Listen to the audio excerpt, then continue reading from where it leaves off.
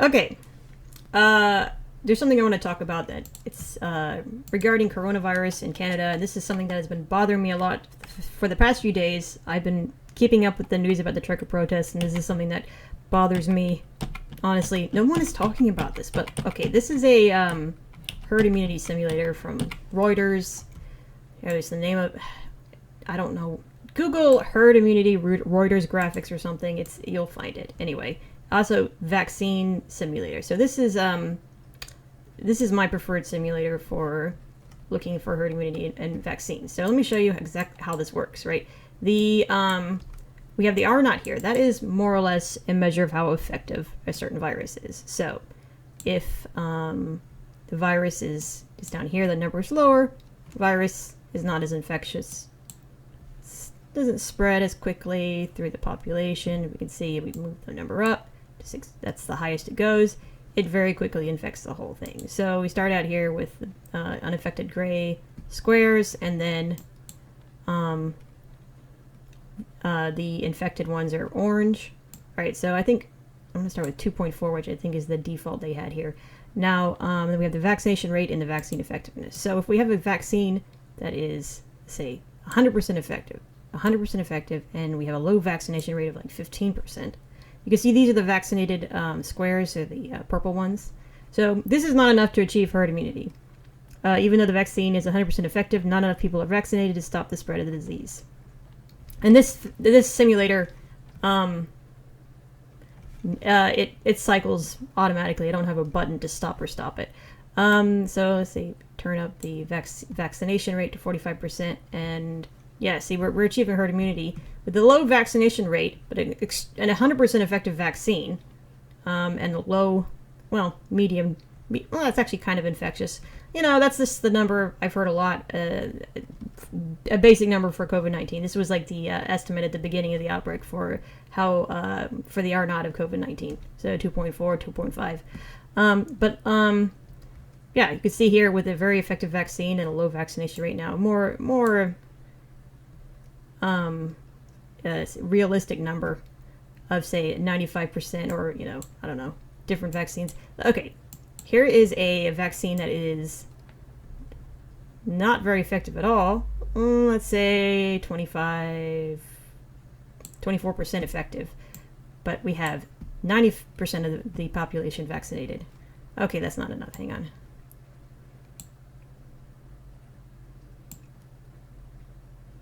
We have, so this is, okay, actually this is a good example, right? This is an ineffective vaccine. It's only 23% effective, but 90% of the population is vaccinated. This is as high as the slider goes, right? This is also not enough to achieve herd immunity. It kind of slows it down, but yeah, we still have the disease passing through most of the populations. Only a few people are being protected by the vaccine.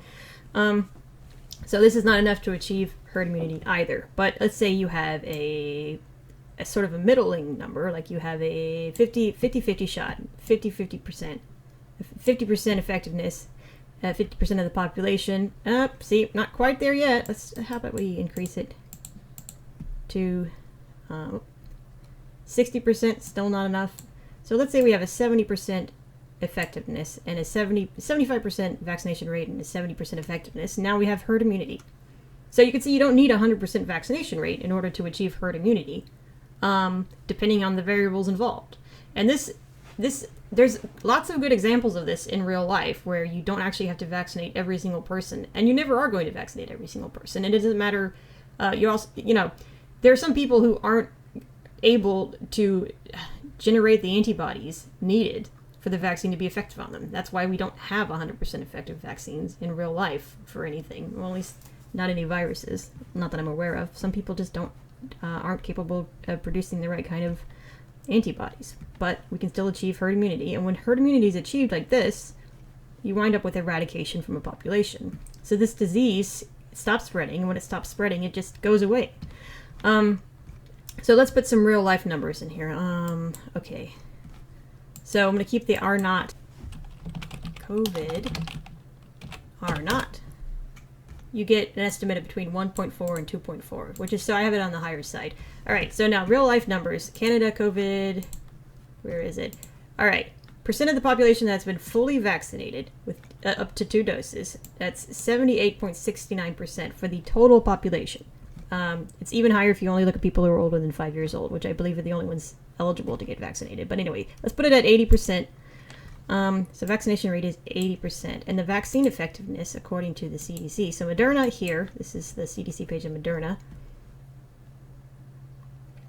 Clinical trials, Moderna COVID vaccine was 94.1%, and the Pfizer one was 95%. So, if the vaccine is 95% effective, I'm just combining them, and the vaccination rate is 80%, and R naught is 2.4, then what do we have here? We have herd immunity. We have the end of the pandemic. It's over. You don't need to vaccinate the remaining 20%. It just stops. So what's going on in Canada? Has it stopped? Here's the COVID cases, right? Look at this. So this is, well, you can see right here.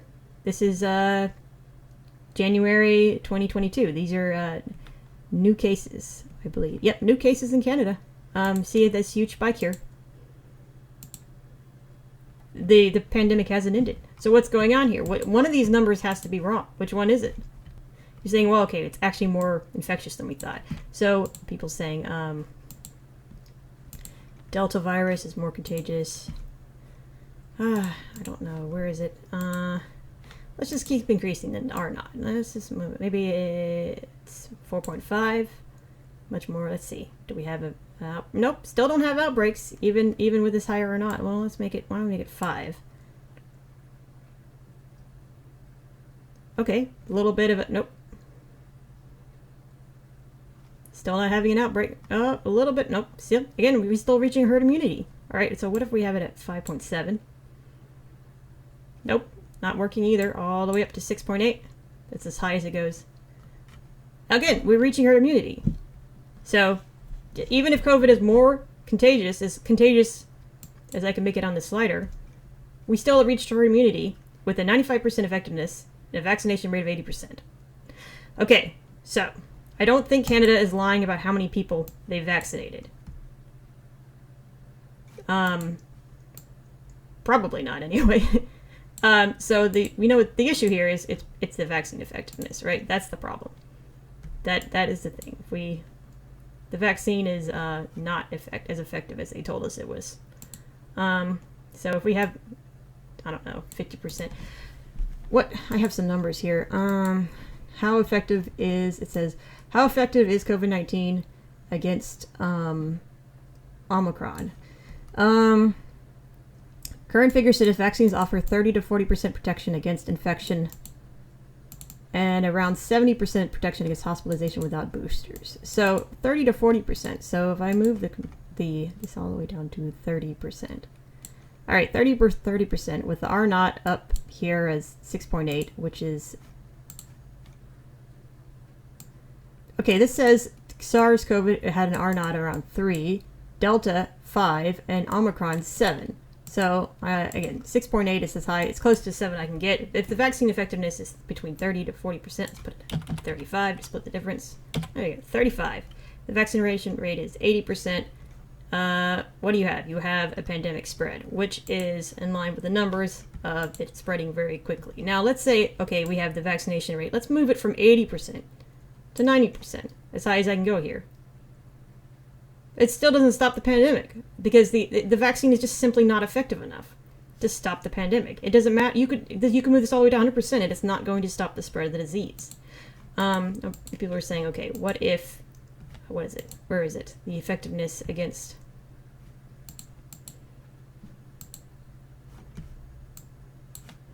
A third dose boosts effectiveness of infection to around 75%. All right, well, let's try that. Vaccine effectiveness. Let's see, actually, 50% infection effectiveness. Nope, still not enough. 70%. Maybe this will do it. Kind of. We eventually reach, actually, I put this back at 80%. Vaccine effectiveness is 70%. I mean, it's kind of working, almost. You get 80% of your population with 3 shots? I mean, not really, though, honestly. Even 90%. It's just, it's reducing it and slowing it down, but it's not stopping it. The vaccines aren't effective enough. There's no way to win this battle. The vaccines aren't working well enough, and coronavirus is too infectious. One more thing to say, just because I don't want to get canceled or have this taken down. It's still, like, look, a 30% shot is better. That's still something. It's better than nothing. I've actually vaccinated. I don't know if I'm going to get boosted, probably. But, if, you know, a 30% reduction, 35% reduction is still a 35% reduction of your risk. That's not nothing. That's still more than zero. That's what you get if you don't get vaccinated. So, I'm not saying don't get vaccinated. I'm saying, you know, if that's what you want to do, I think that, I mean, it works. It's fine. What I'm saying is, it doesn't matter. We are not going to stop COVID. It's not, I mean, that's been obvious for a long time. There's lots of reasons why we cannot eradicate COVID. It's found in wild animals. That's just game over right there. We don't have long-lasting immunity to form. You can get infected with it more than once. Game over. But, like, I mean, we can't, tigers can get COVID-19. We can't vaccinate all the tigers in the world. We can't vaccinate wild animals. So even if we manage to stop every single human from being infected with COVID-19, we could still be reinfected by variants that animals have. So it's not, we're never going to be able to eradicate it. That's always been the truth. It's been pretty obvious. You know, there's only one disease that human beings have completely eradicated from the planet, and that's smallpox. And the reasons why we were able to eradicate smallpox was because human beings have a very robust, long-lasting immune response to smallpox. It's a disease you get once and you never get again from almost everyone because it's a very severe disease.